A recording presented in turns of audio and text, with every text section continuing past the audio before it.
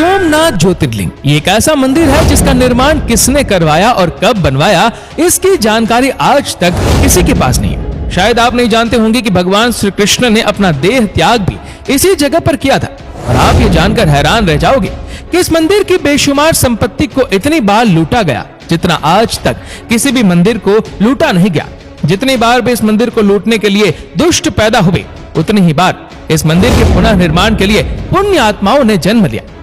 दोस्तों, आज हम आपको 12 ज्योतिर्लिंगों में से एक सोमनाथ ज्योतिर्लिंग के बारे में कुछ ऐसी बातों को बताएंगे कि जिसे सुनकर आपका दिमाग हिल जाएगा।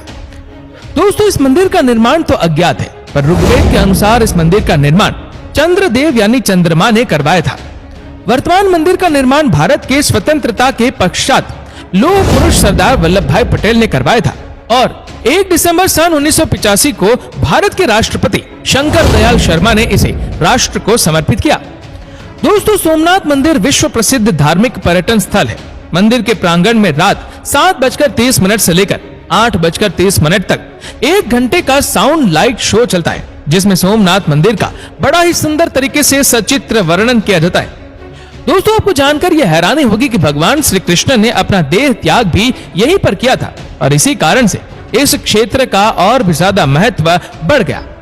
इस स्थान पर बड़ा ही सुंदर कृष्ण मंदिर बनाया हुआ है। अरब यात्री अल बरूनी ने अपनी यात्रा वृतांत में इसका वर्णन किया है, जिसे प्रभावित हो महमूद गजनवी ने सन 1024 में कुल 5000 साथियों के साथ सोमनाथ मंदिर पर हमला करवाया। उसने यहाँ से 20 लाख दिनार की लूट भी की और आदि शिवलिंग को भी खंडित कर दिया था। इसके बाद प्रतिष्ठित की गई शिवलिंग को 1300वीं ईस्वी सन में अलाउद्दीन की सेना ने खंडित किया। इसके बाद भी कई बार मंदिर के शिवलिंग को खंडित किया गया। दोस्तों, इस मंदिर के प्रांगण में एक स्तंभ है जिसे बाण स्तंभ के नाम से जाना जाता है। इस स्तंभ में वो रहस्य छुपा हुआ है जो सबको हैरान कर देता है। बाण स्तंभ एक दिशा दर्शक स्तंभ है जिसके ऊपरी सिरे पर एक तीर बनाया गया है जिसका मुंह समुद्र की ओर है। इस बाण स्तंभ पर लिखा है आ समुद्रांत दक्षिण ध्रुव पर्यंत अबाधित ज्योतिर्मार्ग। इसका मतलब यह कि समुद्र के इस बिंदु से दक्षिण ध्रुव तक सीधी रेखा में एक भी अवरोध या बाधा नहीं है। असल में इसके कहने का मतलब यह है कि इस सीधी रेखा में कोई भी पहाड़ या भूखंड का टुकड़ा नहीं है। अब सबसे बड़ा सवाल यह है कि क्या उस काल में भी लोगों को यह जानकारी थी कि दक्षिणी ध्रुव कहां है और धरती गोल है? कैसे उन लोगों ने इस बात का पता लगाया होगा कि बाण स्तंभ में सीधे में कोई बाधा नहीं है? ये अब तक की एक रहस्य ही बना हुआ है।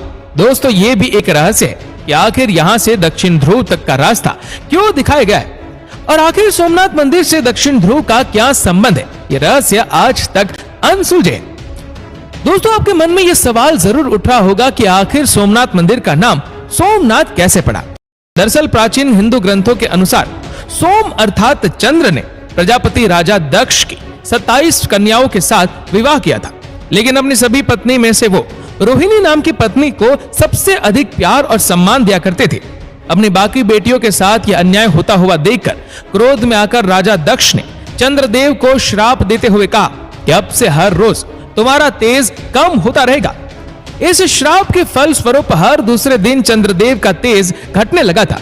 श्राप से विचलित होकर चंद्रदेव ने भगवान शिव की आराधना शुरू कर दी। चंद्रदेव की आराधना से भगवान शिव प्रसन्न हो गए और चंद्रदेव के श्राप का निवारण किया। कहते हैं कि चंद्रदेव का कष्ट दूर होते ही उन्होंने भगवान शिव की स्थापना यहाँ करवाई और तब से यहाँ विराजित भगवान शिव भोले भंडारी का नाम सोमनाथ पड़ गया। हर काल में इस मंदिर को बुरी ताकतों ने लूटा, शिवलिंग को खंडित भी किया।